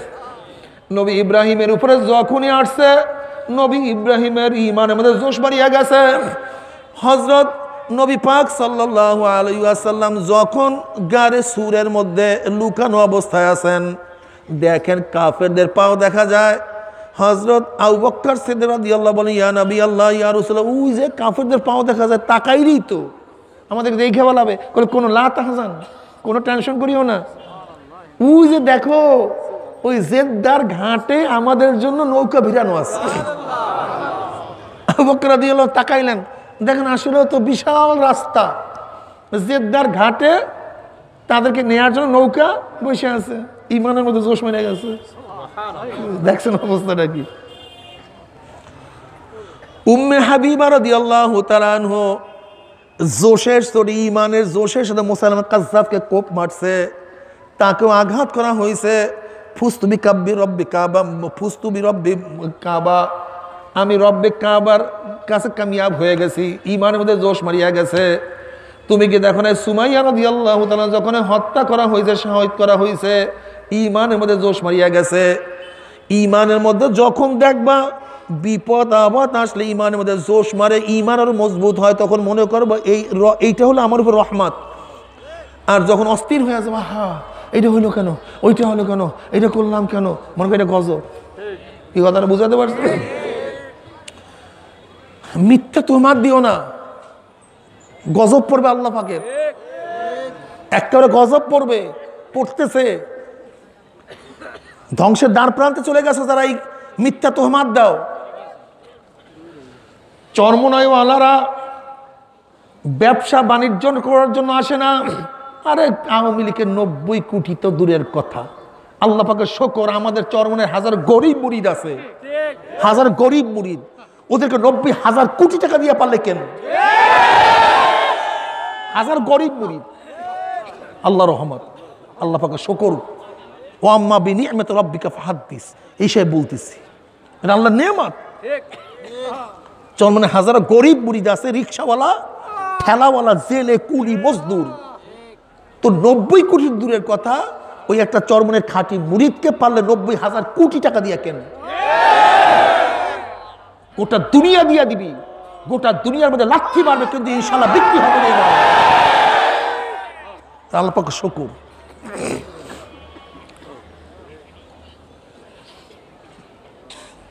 আজকে চরমনেওয়ালাদেরকে যারা এত গালাগালি করে, রে বন্ধু, তোমার সাথে আমার কোনো ঝগড়া নাই, তোমার সাথে কোনো শত্রুতাই তো নাই, আছে নাকি? দোকান নিয়া না, না ব্যবসা বাণিজ্য নিয়া, না কোনো কিছু নিয়া তুমি কেন শত্রুতা করতে আসো? তোমার দ্বারা কয়জন বেনমাজি নামাজি হয়েছে? তোমার দ্বারা কয়জন টুপি ছাড়া মানুষ টুপিওয়ালা হয়েছে? তোমার দ্বারা কয়জন দাড়ি ছাড়া মানুষ দাড়িওয়ালা হয়েছে? তোমার দ্বারা কয়জন গাঁজাখোর তার গাঁজা ছেড়ে দিয়েছে? তোমার দ্বারা কয়জন মদখোর তার মদের বোতল ভেঙ্গে চুরমার করিয়া ফেলাইছে? তোমার দ্বারা কয়জন সুদখোর, ঘুষখোর, কয়জন অস্ত্রবাদ অস্ত্র ফেলাইয়া দিছে? আর চরমনাইওয়ালাদের মাধ্যমে কত টুপি ছাড়া মানুষ, কত দাড়ি ছাড়া মানুষ, কত বেনমাজি, কত চরম শয়তান আজকে আল্লাহর ওলি হইয়া গেছে। কি কথা সত্য বললাম না মিথ্যা বললাম? হ্যাঁ, এই ময়দানের মধ্যে প্রমাণ দেব, দেখো না তুমি ময়দানের মধ্যে। আল্লাহওয়ালা কাকে বলা হয়? আল্লাহওয়ালা। আল্লাহওয়ালা অর্থ কি? হ্যাঁ, বাদামওয়ালা যার কাছে গেলে বাদাম পাওয়া যায়, তৈলওয়ালা যার কাছে তৈল পাওয়া যায়, কি স্বর্ণওয়ালা যার কাছে স্বর্ণ পাওয়া যায়, আল্লাহওয়ালা যার কাছে গেলে আমার মাওলাকে পাওয়া যায়, তার নাম আল্লাহওয়ালা। বাদামওয়ালা, তৈলওয়ালা, স্বর্ণওয়ালা, আল্লাহওয়ালা। আল্লাহওয়ালা অর্থ কি? যার কাছে গেলে আমার মাওলাকে পাওয়া যায়। আগে মাওলার পরিচয় আমি জানতাম না, আগে মাওলাকে আমি চিনতাম না, আগে আমি মাওলার সামনে দাঁড়াইতাম না, আমি মাওলাকে রুকু করতাম না, সেজদা করতাম না, আমি মাওলাকে আল্লাহ কইয়া ডাক দিতাম না। কিন্তু হ্যাঁ, অমুক আল্লাহওয়ালার কাছে যাওয়ার কারণে তার মাথা টুপি আমার মাথায় উঠিয়া গেছে, তার মুখের চেহারার দিনে আমার চেহারাও সেট হয়ে গেছে, তার সুন্নতি জামা আমার গায়ে শোভা পাইতে আছে, তার জবানের জিকির আমার জবানেও জারি হয়ে গেছে, সেও এখন ভালোর দিকে, আমিও ভালোর দিকে। এর নাম আল্লাহওয়ালা। যদি মাওলা কিনিয়া মাওলার কবরেই যাইতে পারো, কবরটা জান্নাতের বাগিচা হয়ে যাবে। আল্লাহ পাকের মুমিন বান্দা বান্দি যত দূর তাকাইবে গোটা এরিয়াটা সব ফাঁকা হয়ে যাবে। আল্লাহ পাক বলবো, আফরুশুল ফরাশা মিনাল জান্নাহ ওয়া আলবিসু মিনাল জান্নাহ, এই ফেরেশতা আমার বান্দা বান্দির গায়ের মধ্যে জান্নাতের পোশাক লাগাইয়া দে, জান্নাতের নাজ নিয়ামত দ্বারা গোটা কবরটাকে ভরিয়ে দাও। আল্লাহ তুমি কবুল করিয়া নাও। কিয়ামতের ময়দানে আল্লাহ পাকের মুমিন বান্দা বান্দী উঠবে। আল্লাহ পাক নিজে কালামে পাকের মধ্যে ফরমান, ইয়াউমা লা ইউখজিল্লাহুন নাবিয়্যা ওয়াল্লাযীনা আমানু মা নূরুহুম ইয়াসা বাইনা আইদিহিম ওয়া বিআইমানিহিম ইয়াকুলুনা রাব্বানা আতমিম লানা নূরানা ওয়াগফির লানা ইন্নাকা আলা কুল্লি শাইইন কাদির। কিয়ামতের ময়দানে আল্লাহ পাকের মুমিন বান্দা বান্দী উঠবে। কিসের কিয়ামতের ময়দান, কিসের মিজান, কিসের পুসরাত, কিসের হিসাব, তাদের কোনো হুঁশ থাকবে না। বরং আল্লাহ পাকের মুমিন বান্দা বান্দির ডাইনে নূর, বামে নূর, সামনে নূর, পিছনে নূর, নূরুহুম ইয়াসা বাইনা আইদিহিম ওয়া বিআইমানিহিম, চারিদিকে নূর আর নূর। নূরের মধ্যে দৌড়াই বলেন মাওলাই কই, আমার মাওলাই কই, আল্লাহ তুমি কবুল করিও। বুখারী শরীফের মধ্যে দীর্ঘ এক রওয়ায়াত আছে, নবী পাক সাল্লাল্লাহু আলাইহি ওয়াসাল্লাম পুসরাতের কিনারায় দাঁড়ানো থাকবে, তার উম্মতরা পানি দেওয়া শুরু করবে। আমার নবী পাক সাল্লাল্লাহু আলাইহি ওয়াসাল্লাম ফরমান, একদল আল্লাহ পাকের মুমিন বান্দা বান্দী ঈমান আমল এত মজবুত হবে, ওই ৩০,০০০ বছরের পুসরাত যেরকম আকাশে বিজলি চমকাবার সাথে সাথে তার আলো দুনিয়াতে পৌঁছিয়া যায়, একদল আল্লাহ পাকের মুমিন বান্দা বান্দী ঈমান আমল এত মজবুত হবে, আহা ওই ৩০,০০০ বছরের পুসরাত ১ সেকেন্ডের মধ্যে পানি দিয়া আমার মাওলার জান্নাতে চলে আসবে। আল্লাহ তুমি কবুল করিও। যাদের ঈমান আমল আর একটু দুর্বল হবে, বাতাসের গতিতে পুসরাত পাড়ি দিয়ে আমার মাওলার জান্নাতে চলে আসবে। আল্লাহ তুমি কবুল করিয়া নাও। যাদের ঈমান আমল আর একটু দুর্বল হবে, জোরে চলনেওয়ালা ঘোড়ার গতিতে পুসরাত পাড়ি দিয়ে মাওলার জান্নাতে চলিয়া যাবে। আল্লাহ তুমি কবুল করিয়া নাও। যাদের ঈমান আমল আর একটু দুর্বল হবে, জোরে হাঁটনেওয়ালা মানুষের গতিতে পুসরাত পাড়ি দিয়ে মাওলার জান্নাতে চলিয়া যাবে। আল্লাহ তুমি কবুল করিয়া নাও। কিন্তু আমার বেনমাজি বাবারা, ও হারাম খোরের দলেরা, ও বেপর্দা মা ও বোনেরা, তোমার সাথে আমার কোনো ঝগড়া নাই, কিন্তু কি নিয়ে রওনা করছো, কোথায় রওনা করছো? নাফরমান বদমাশ বেঈমান যখন মৃত্যু আসার খাইয়া পড়িয়া যাবে, আল্লাহ পাক ডাক দিয়া ফেরেশতারে, এই নাফরমান নামাজ কাজা করিয়া রোজা সারিয়া দিয়া বেপর্দা জিনার মধ্যে লিপ্ত হইয়া সুদ গুণ গ্রহণ করিয়া দুনিয়ার ক্ষমতার পিছনে ঘুরিয়া কোন জাহান্নাম কামে গেছে খবরদার, ওই জাহান্নাম খানা না দেখাইয়া রূহ কবজ করবি না। আল্লাহ নাফরমান বদমাশ বেঈমান হঠাৎ স্বপ্নের মধ্যে দেখতে পারবে জাহান্নামের দরজাগুলি টাস টাস করিয়া খুলিয়া গেছে, জাহান্নামের আগুন ধাউ ধাউ করে জ্বলতে আছে। আজরাইলের মাথা মানে পাও তার জমিনে এক হাত মাসিকার এক হাত মাগরিবে, নীল রঙের দিঘির মতো বড় বড় দুইটা চক্ষু, তার সমস্ত পশমের গোড়া দিয়া শুধু আগুনের ঝিলকি বাইর হইতে আছে। এই অবস্থা দেখিয়া নাফরমানের রূহ আর বাইর হইতে চাইবে না, রূহটা থরথর করে কাঁপতে থাকবে। করুণ দৃষ্টিতে আজরাইল আলাইহিস সালাতু ওয়াস সালামের দিকে রূহটা তাকায়া থাকবে, বলবে ভাই আজরাইল, আমার বয়স তো মাত্র 16, আমার বয়স তো মাত্র 18, আমি তো মাত্র মেট্রিক পরীক্ষা দিলাম, আইয়ে ভর্তি হইলাম, এই ছাত্র জীবনেই তুমি আমার সামনে হাজির হইয়া যাবা।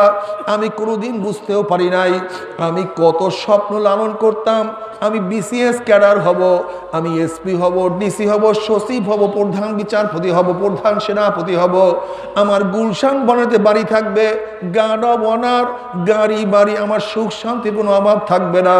কিন্তু এই ছাত্র জীবনে মেট্রিকের বছর তুমি আমার সামনে হাজির হয়ে যাবা, আমি কোনোদিন কল্পনাও করি নাই। এই মেট্রিকের ছাত্র বাবারা, 9-এর ছেলেরাও কি দুনিয়ার থেকে বিদায় হয় নাই? এই আইয়ের ছাত্র বাবারা, 10-এর ছেলেরাও কি দুনিয়ার থেকে বিদায় হয় নাই? এ আমার বিয়ের ছাত্র বাবার আইয়ের ছেলেরাও কি দুনিয়ার থেকে বিদায় হয় নাই? ভাই আজরাইল, নতুন বিবাহ করছি, স্ত্রীর সাথে মোলাকাত করার সুযোগ দিয়া দাও। ভাই আজরাইল, এত কষ্ট করিয়া পরীক্ষা দিছে, আগামীকাল রেজাল্ট বের হবে, একটু রেজাল্ট শোনার সুযোগ দিয়া দাও।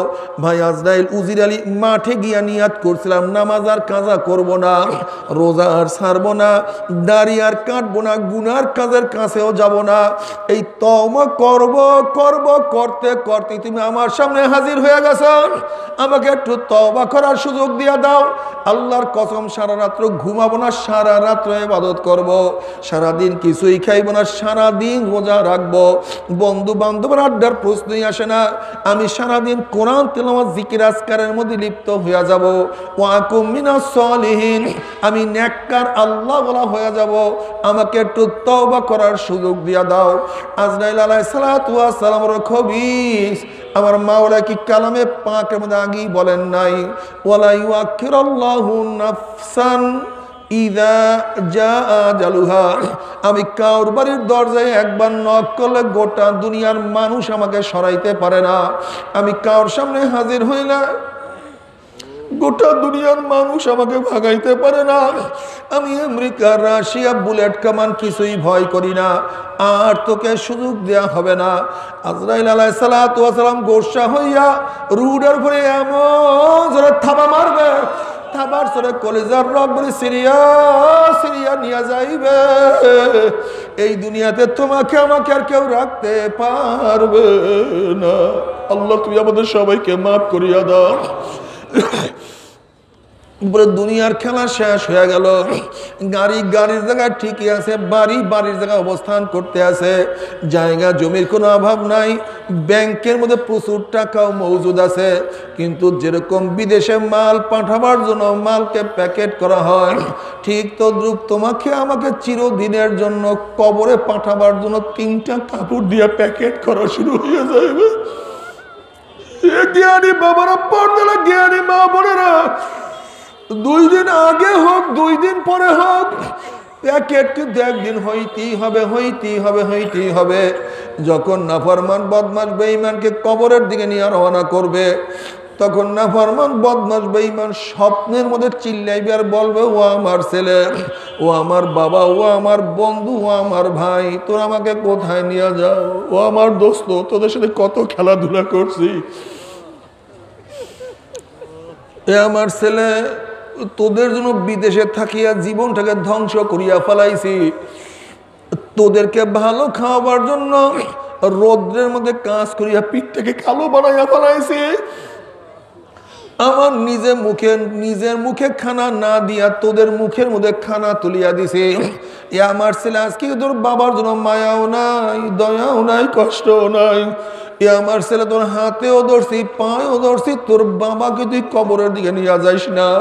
এ আমার ছেলে, তুই কি দেখো না কবরের মধ্যে 99টা সাভা আমার দিকে তাকাইয়া রইছে। ওই যে কবরের মধ্যে জাহান্নামের আগুন ধাউ দাউ ধাউ দাউ করে জ্বলতে আছে। আমার ছেলে, তোর হাতেও ধরছি, পায়েও ধরছি, ওই কবরের দিকে আমাকে নিয়ে যাইও না। নবী পাক সাল্লাল্লাহু আলাইহি ওয়াসাল্লাম ফরমান, ওই নাফরমানের চিল্লা চিল্লি দুনিয়ার কোন মানুষ যদি শুনতে পাইতো, ওই নাফরমানকে ফালাইয়া দিয়া সবাই জঙ্গল থেকে দৌড় মারত। ওই নাফরমানকে কেউ কাফন দাফন করতে পারতো না। আল্লাহ তুমি আমাদের সবাইকে মাফ করিয়েই না। বাবা, দুনিয়া কিছু না, हकीकत से तो दुनिया बेखबर है, दुनिया की नुमाइश पर नजर है। उमर बिन अब्दुल अजीज रहमतुल्लाह अलैहि फरमान, एक गोटा दुनियार मानुष তুমি যাকে যত মোহাব্বত করো না কেন, সে মারা যাওয়ার 3 দিন পরে তার দিকে তাকাইতেও পারবা না। যে স্ত্রীকে এত মোহাব্বত করে, স্ত্রী মারা যাওয়ার 3 দিন পরে দেখবা সমস্ত শরীর ফুলিয়া গেছে, ফাটিয়া গেছে,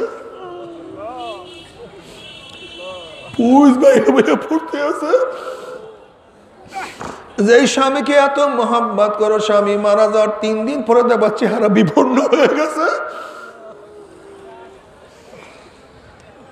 নাকের মধ্যে রুমাল চাপা দিয়া কাছে যাইতে হবে, এরপর ভয় লাগবে। আল্লাহ সুম্মা রাদাদনাহু আসফালা সাফিলিন। বাবারে, ওই কবরের মধ্যে তোমাকে আমাকে রাখিয়া সবাই আসে ঘরের মধ্যে বাতি জ্বালাইবে, কিন্তু তোমার আমার কবরের মধ্যে বাতি জ্বললো কি জ্বললো না কেউ কিন্তু খবর নিতে পারবে না। আমার মাওলার খবর নাই, না কি উপায় হবে? নবী পাক সাল্লাল্লাহু আলাইহি ওয়াসাল্লাম একদল যুবক সাহাবায়ে কেরাম রিদওয়ানুল্লাহি তাআলা আলাইহিম আজমাইনদের নিকট থেকে রওনা করলেন। দেখেন যুবকরা হাসি তামাশার মধ্যে লিপ্ত। নবী পাক সাল্লাল্লাহু আলাইহি ওয়াসাল্লাম বলে, হে সাহাবারা, নিশ্চয়ই তোমরা কবরের কথা ভুলিয়া গেছো, এর জন্যই হাসি তামাশার মধ্যে লিপ্ত হইয়া গেছো। তোমরা কি জানো কবর প্রতিদিন ডাক দিয়া কি বলে? শোনো, কবর প্রতিদিন ডাক দিয়া কি বলে? কবর ডাক দিয়া বলে, আনা বাইতুল ওয়াহদা, আনা বাইতুল জুলমা, আনা বাইতুল ওয়াহশা, আনা বাইতুল দূর। এ গোটা দুনিয়ার মানুষ, আমি একাকির ঘর, খবরদার মাওলাকে সাথে না নিয়ে কেউ আমার কাছে আসিও না।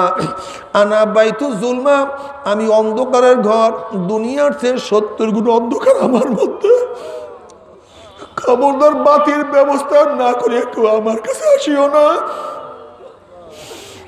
আনা বাইতুল ওয়াহশা, আনা বাইতুল দূর, আমি পোকা মাকড়ের ঘর, আমি সাপ বিচ্ছুর ঘর।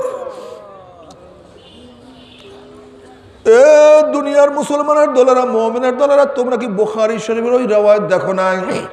নবী পাক সাল্লাল্লাহু আলাইহি ওয়াসাল্লাম 2 কবরের নিকট থেকে রওনা করলেন।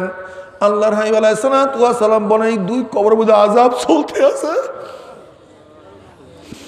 একজনে নিজে প্রস্রাব থেকে নিজেকে হেফাজত করতো না, আর একজনে চুগুল খুরি করিয়া বেড়াইতো, গিবা শিকায়ত করিয়া বেড়াইতো।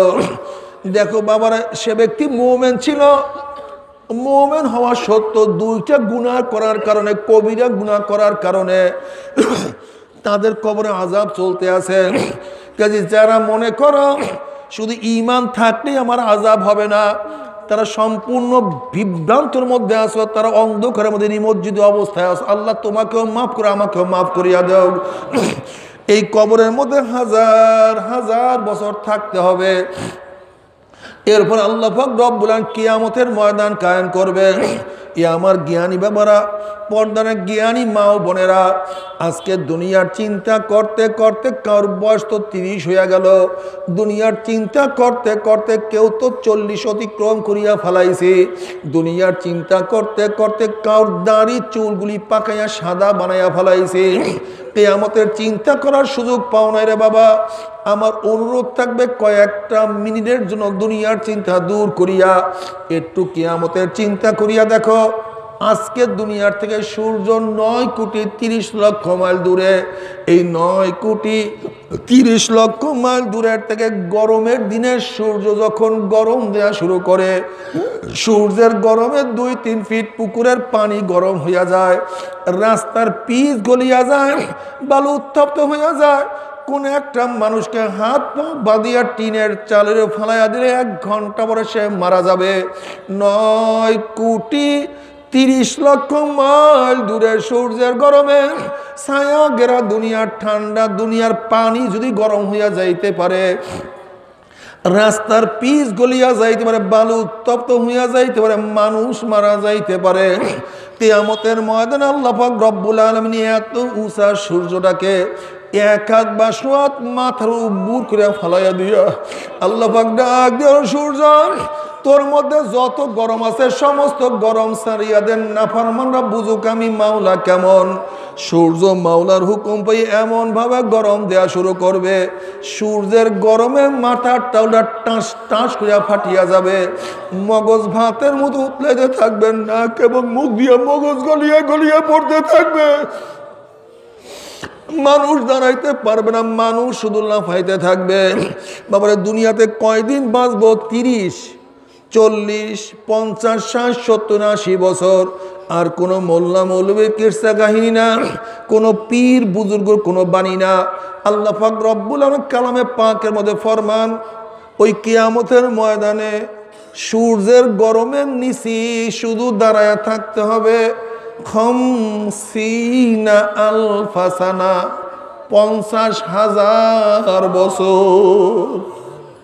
50,000 বছর। কিয়ামতের ময়দানটা পুরিয়া তামা হয়ে যাবে, কাদ্দিহান লাল চামড়ার মতো হন হন হন হন করতে থাকবে। মানুষ দাঁড়াইতে পারবে না, মানুষ শুধু লাফাইতে থাকবে। ওইদিকে জাহান্নাম ঘুরি ঘুরি একটা আওয়াজ মারবে, জাহান্নামের আওয়াজে কিয়ামতের ময়দানে থর থর থর থর করে কাঁপতে থাকবে। এই অবস্থা দেখিয়া বুখারী সানির মধ্যে কিতাবুত তাফসীরের মধ্যে আসছে, ওয়ায়াকুলু ইব্রাহিম খলিলুল্লাহি নাফসি নাফসি, মূসা কালিমুল্লাহি নাফসি নাফসি, ঈসা রূহুল্লাহি নাফসি নাফসি, আদম সফুল্লাহি নাফসি নাফসি। সমস্ত নবীরা বলবে মাওলা আমাকে বাঁচাও, আমাকে বাঁচাও, আমাকে বাঁচাও। এই মুহূর্তে জনাবে মুহাম্মদ রাসূলুল্লাহ সাল্লাল্লাহু আলাইহি ওয়াসাল্লাম সিজদায় পড়ে বলবে মাওলা তোমার ইজ্জত ও জালালের কসম খাইয়া বলতে আছি, আজকে ওই জাহান্নাম যেমন একটা উম্মত কেউ খাইয়া ফেলা, আমি কিন্তু তোমার হাবিব জান্নাতের মধ্যে ঢুকবো না। ও কপাল পোড়ার দলেরা, যে আল্লাহর হাবিব কঠিন মুহূর্তে তোমাকে আমাকে ভুলবে না, সেই আল্লাহর হাবিবের দাড়ির মধ্যে কেমনে পোষ লাগাও, আবার একটু কি কলিজায় ব্যথা লাগে না। আল্লাহ বাবার কোন স্ত্রীর প্রেমে পড়িয়া স্ত্রী তোমাকে কোনো সাহায্য করবে না, কোন বন্ধুর ধোকায় পড়িয়া বন্ধু তোমাকে কোনো উপকার করবে না, কোন সমাজের লজ্জা পড়িয়া সমাজ তো লাপাত্তা হইয়া যাবে। আল্লাহর হাবিব তোমার পক্ষে আমার পক্ষে সুপারিশ না করলে কোনো উপায় হবে না। আল্লাহর হাবিবের দোয়া কবুল করিয়া আল্লাহ পাক বলবেন যাও জিবরাইল আমার হাবিবের কাছে এই পানিটুকু নিয়ে দিয়ে আসো। আল্লাহর হাবিব আলাইহিস সালাতু ওয়াস সালাম যখন এই পানি জাহান্নামের গায়ে ছিটা মারবে, জাহান্নাম ক্যাত ক্যাত ক্যাত ক্যাত করে পিছন দিয়ে সরিয়া যাবে। আল্লাহ পাক আল্লাহর হাবিব ডাক দেন মাওলা রে, যেই জাহান্নামকে লক্ষ লক্ষ ফেরেশতারা ধরিয়া রাখতে পারে না, এ আবার কোন কুদরতি পানি, কোন আশ্চর্য পানি, যেই পানি মারার সাথে সাথে জাহান্নাম পিছনে দিয়ে সরিয়া গেল। আল্লাহ পাক ডাক দেন আমার হাবিব গো, এই পানি কোনো আশ্চর্য পানি না, কোনো কুদরতি পানি না, কোনো ঝমঝম কুয়ার পানি না, কোনো জান্নাতের নহরের পানি না, এই পানি হলো তোমার গুনাহগার উম্মতের চোখের পানি। আল্লাহ তুমি কবুল করিও না। বাবা তুমি কি জানো চোখের পানির কত দাম? কিয়ামতের ময়দানে আল্লাহ পাক রব্বুল এক ব্যক্তিকে জাহান্নামের ফয়সালা দিয়া দিবে। অমনি চোখের একটা পশম বলবে মাওলা রে তোমার নবী সত্য বলছে না মিথ্যা বলছে? আল্লাহ পাক বলবে আমার নবী যা বলছে সবই সত্য বলছে, মিথ্যা বলার তো প্রশ্নই হইতে পারে না। তখন চোখের পশম বলবে মাওলা রে তোমার নবীর ঘোষণা, মান বাকা মিন খাশিয়াতিল্লাহি হারামাল্লাহু তিলকাল আইনা আলান নার, যেই চক্ষু তোমার ভয়ে জাহান্নামের ভয়ে কাঁদবে, সেই চোখের উপরে তুমি জাহান্নামের আগুন হারাম করিয়া দিবা। এইটা তোমার নবীর ঘোষণা। আমি চোখের পশম সাক্ষী দিতে আছি, তোমার এই বন্দার নামাজে দাঁড়াইয়া কত কান্না কানছে, রুকুতে গিয়া কত পানি ঝরাইছে, সেজদায় পড়িয়া কত মাটি ভিজাইছে, ওয়াজ নসিহাতে বসিয়া জিকির আজকারে বসিয়া কত বুক ভাসাইছে, এরপরেও তুমি তাকে কিভাবে জাহান্নামের ফয়সালা দাও? অমনি আমার মাওলা জিবরাইলকে ডাক দে, জিবরাইল গোটা কিয়ামতের ময়দানে মানুষকে জানাইয়া দে, এলান করিয়া দে, অমুকের ছেলে অমুককে আল্লাহ পাক রব্বুল আলামিন শুধুমাত্র চোখের একটা পশমের সাক্ষীর কারণে আমার মাওলায় মাফ করিয়া দিছে। আল্লাহ তুমি কবুল করিয়া দিও। আমার মাওলায় এত মেহেরবান, আমার মাওলায় এত দয়াবান, তার বন্দাকে মাফ করার জন্য আমার মাওলা শুধু বাহানা তালাশ করে, কোন বাহানার মধ্যে ফালাইয়া দেয়া তার বন্দাকে সে মাফ করতে পারে। আল্লাহ পাক নিজেই হাদিসে কুরসির মধ্যে ফরমান, সাবাকাত রহমাতি আলা গজবি, আমার রহমত আমার গজব আমার রাগের উপর ধান্য পাইয়া গেছে। মাওলানা তোমার ওই বাহানার মধ্যে আমাদেরকেও ফালাইয়া দিও, তোমার রহমতের মধ্যে আমাদেরকেও ফালাইয়া দিও, আমাদেরকে মাহরুম করিও না। বাবারা খুব ভালো মতো বোঝার চেষ্টা করো, চোখের পানির এত দাম। নবী পাক সাল্লাল্লাহু আলাইহি ওয়াসাল্লাম ফরমান, দুই কাতরা দুই ফোঁটা জাহান্নামের আগুনে স্পর্শ করবে না। ওই রক্তের ফোঁটা আল্লাহর জমিনে আল্লাহর হুকুমতকে কায়েম করার জন্য শরীর থেকে যে রক্তের ফোঁটা বের হয়েছে, আর ওই পানির ফোঁটা মাওলার ভয়ে জাহান্নামের ভয়ে চোখের থেকে যেই পানির ফোঁটা বের হয়েছে, আল্লাহ এই 2 ফোঁটাকে জাহান্নামের ঘরে স্পর্শ করাবেন না।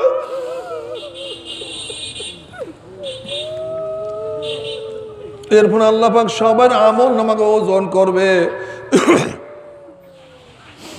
فأما من ثقلت موازينه فهو في عيشة راضية, যাদের নেকের পাল্লা ওজন হয়ে যাবে, গুনার পাল্লা হালকা হয়ে যাবে, আল্লাহ পাক রব্বুল আলামিন তাদেরকে জান্নাতের ফয়সালা দিয়ে দেবেন। আল্লাহ তুমি কবুল করিয়া নাও। وأما من خفت موازينه فأمه هاوية, আর যাদের নেকের পাল্লা হালকা হয়ে যাবে, গুনার পাল্লা ভারী হয়ে যাবে, ফাউম্মুহু হাবিয়া, আল্লাহ পাক রব্বুল আলামিন তাদেরকে হাবিয়াত জাহান্নামের ফয়সালা দিয়ে দিবে।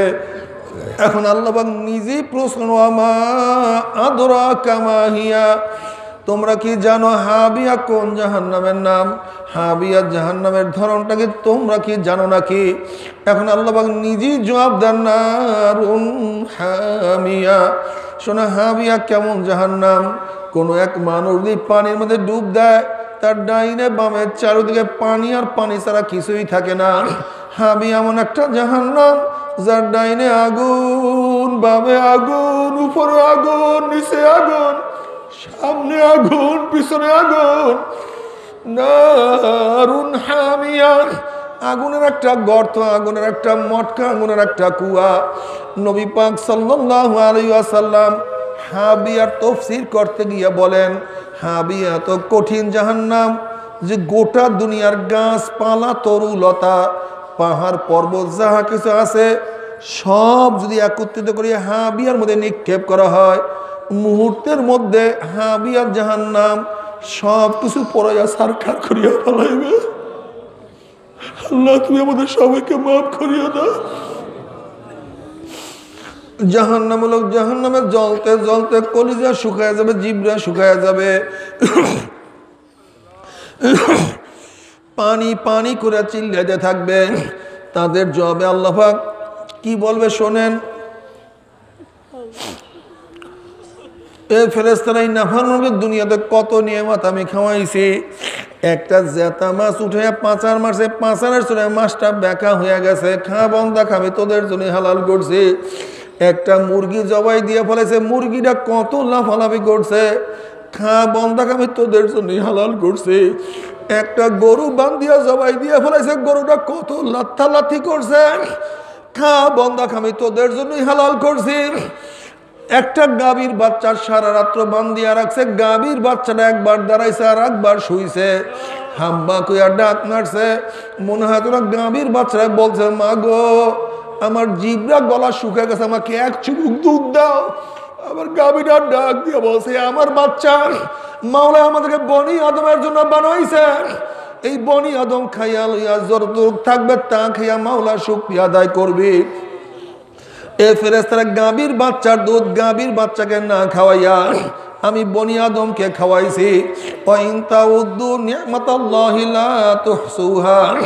আমার এত নিয়ামত খাইয়া লইয়া যারা আমার হুকুম মানে নাই, নামাজ পড়ে নাই, রোজা রাখে নাই, সুন্নাত মুআফিক চলে নাই, ওই জাহান্নামীদের জন্য ঠান্ডা জাতীয় ঠান্ডা পানির ব্যবস্থাও আমি রাখি নাই। লা ইয়াযুকুনা ফিহা বারদা ওয়ালা শারাবা ইল্লা হামিমা ওয়াসাকা জাযাআন ওয়াফাকা, আমি ওদের জন্য গরম পুজ এবং গরম পানির ব্যবস্থা রাখছি। আল্লাহ তুমি মাফ করিয়া দাও। নবী পাক সাল্লাল্লাহু আলাইহি ওয়াসাল্লাম ফরমান, ওই পানি এবং পুজ এত গরম হবে, যখন জাহান্নামের লোকের চেহারার সামনে পানি এবং পুজ নিয়ে আসা হবে, পানি এবং পুইজের গরমের চেহারার চামড়া খুলিয়া জাফাত করে পড়িয়া যাবে। এরপরও পানির তৃষ্ণা মিটবে না। যখন ডক ডক ডক করে পানি এবং পুজ গিলিয়া খেয়া ফেলাইবে, পেটের মধ্যে গিয়া নারী ভুড়ি সব জ্বালাইয়া পুরাইয়া গলাইয়া পিছনের রাস্তা দিয়া জুব জুব করে ফালাইয়া দিবে। আল্লাহ পাক কালামে পাকের মধ্যে ফরমান, লা ইয়ামুতু ফিহা ওয়ালা ইয়াহইয়া, মানুষ মরবেও না, মানুষ বাঁচবেও না, জীবন বাহির হবে কিন্তু বাহির হবে না। বাবারে সহ্য করতে পারবি? ওই জাহান্নামের এক সেকেন্ড আযাব কেউ তো সহ্য করতে পারবো না। কেউ যদি বলতে পারে হুজুর আমার পাও ধরলে আমি আর গুনার কাজ করব না, বাবা আমি আল্লাহর কসম করে বলতে আছি সবার সামনে তোমার 100 বার পায়ে ধরতে রাজি আছি রে বাবা, তারপরেও গুনার কামের কাছেও যাইও না। বলতে পারো হুজুর গুনার কাজ আমি করব, জাহান্নামে আমি যাব। আপনি এত ব্যস্ত কেন? আপনার কিসের ঠেক পড়ছে? আপনি কেনই বা আমার হাতে পায়ে ধরতে চান? বাবা তুমি বিচার করো, তুমি যদি কোনো পুকুরের পাড় থেকে হাঁটিয়া যাও আর যদি দেখো পুকুরের পাড়ে কোনো একটা বাচ্চা পানি নিয়ে খেলা করতে আসে, তুমি বাচ্চাকে চেনো অথবা নাই চেনো, তুমি যদি মানুষ হইয়া থাকো বাচ্চাকে পুকুরের পাড়ে রাখিয়া কিন্তু যাইতে পারবা না। যখন তুমি বাচ্চাকে পানি থেকে তুলবা, বাচ্চা তোমাকে লাথি দিবে, কামড় দিবে, গালি দিবে, তখন ওই বাচ্চাকে বলবো রে বাচ্চা তুমি তো বুঝো না, তুমি পানির খেলার মজা পাইয়া পানির সাথে খেলতে আসো, বাধা দেওয়ার কারণে তুমি আমাকে লাথি দাও, কামড় দাও, গালি দাও। ওরে বাচ্চা পানির সাথে খেলতে খেলতে খেলতে খেলতে হঠাৎ যদি পানির মধ্যে পড়িয়া যাও আর তোমার সঙ্গে পানির থেকে উঠবা না। বাবারা আমরাও করেন এবং হাদিসের দৃশ্যে দেখতে আছি কত আল্লাহ পাকের বান্দা বান্দি সিনেমায় মজা পাইয়া, ভিসিআরে মজা পাইয়া, দাড়ি কাটায় মজা পাইয়া, বেপরদায় জেনায় মজা পাইয়া, দুনিয়ার ক্ষমতায় মজা পাইয়া, এক কথায় গুনার কাজে মজা পাইয়া জাহান্নামের কিনারায় বসে খেলা করতে আছে, আনন্দ ফুর্তি নাচা নাচির মধ্যে লিপ্ত হয়ে আছে। আল্লাহ না করুক, আল্লাহ না করুক, আল্লাহ না করুক, এই খেলা করা অবস্থায়, নাচানাচি করা অবস্থায় হঠাৎ যদি পিছন থেকে আজরাইল ধাক্কা দিয়া ভাই অমনি উল্টিয়া ঘুম খেয়ে জাহান্নামে পড়িয়া যাবে রে বাবা, আর তোমার সহজে জাহান্নাম থেকে উঠবা না। বাবা তোমরা আমাদেরকে কত গালি দাও, কত রাজাখানা আলবদর, কত ধর্ম ব্যবসায়, কত টিটকারি, কত টিপ্পণী, কত ব্যাংক করে রে বাবা, সবই কিন্তু আমরা জানি। কিন্তু তোমরা আমাদের থেকে যতই ভাগো ততই আমরা তোমাদের পিছনে দৌড়াই, তোমরা যতই ভাগো ততই দৌড়াই, যতই ভাগো ততই দৌড়াই, আর পিছন থেকে ডাক দিয়া বলি বাবা ফেরো, বাবা ফেরো, গুনার কামের কাছেও কেউ যাইও না। তবে মোমেন মুসলমান বলতে সবাইরই মনে চায় গুনার থেকে ফিরিয়া নেক আমল করিয়া মাওলার জান্নাতে কিন্তু সবাইরই যাইতে মনে চায়। গুনাহ নিয়া মাওলার জাহান্নামে কাউরে কিন্তু যাইতে মনে চায় না। কিন্তু কেনই বা আমরা নেক আমল করতে পারি না, কেনই বা গুনার কাম ছাড়তে পারি না? এর মূল কারণ হলো আপনার এবং আমার পিছনে নফস এবং শয়তান লাগিয়া রয়েছে। এই নফস এবং শয়তান থেকে ফেরার জন্য যে কোনো একজন হক্কানি আল্লাহর ওলির হাতে হাত দিতে হবে রে বাবা। খবরদার, বর্তমান জমানায় পীর মুরিদ নামে ভেজাল, শিরক, বিদআত, হিংসা, হাসাদ, ব্যবসা বাণিজ্যে পরিণত হয়ে গেছে। সমস্ত আল্লাহর ওলির একমত, যেই পীরের 5 জন মুরিদের মধ্যে কম পক্ষে 3 জনকে দেখবা আলহামদুলিল্লাহ সুন্নাত মুআফিক আমল আখলাক মজবুত হইয়া যাইতে আছে, গুনার কাম ছাড়তে আছে, নেকের আমল ধরতে আছে, কলব নরম হইয়া চোখে পানি আসতে আছে। বৃক্ষতর নাম কি, ফলে পরিচয়। আমি চরমোনাই বুঝি না, চরমোনাইয়ের দাওয়াত, প্রশংসা, প্রচার প্রসার করার জন্য আসি নে রে বাবা। চরমোনাই যাওয়ার তোমার কোনো দরকার নাই, কোনো দরকার নাই, কোনো দরকার নাই। তুমি যার কাছে গিয়া পারো গুনার কাম ছাড়ো, নেকের আমল ধরো, কলব নরম করিয়া চোখে পানি নিয়া মাওলার কবরে যাইও। যেরকম দুনিয়ার ঘরে আগুন লাগলে পানি ছাড়া নিবানো যায় না, ঠিক তদ্রুপ তোমার এবং আমার গুনার দ্বারা যেই জাহান্নামের আগুন জ্বলিয়া রইছে, চোখের পানি ও ছাড়া কিন্তু জাহান্নামের আগুন নিবানো সম্ভব না। কাজী বাবা আমার জন্য দোয়া চাই, আমিও দোয়া করি, সবাই সবার জন্য প্রাণ খুলিয়া দোয়া করো, যেন কিয়ামতের ময়দানে গলাগলি বাঁধিয়া মাওলা একসাথে জান্নাতে যাওয়ার তৌফিক দিয়া দেয়। আল্লাহুম্মা আমিন।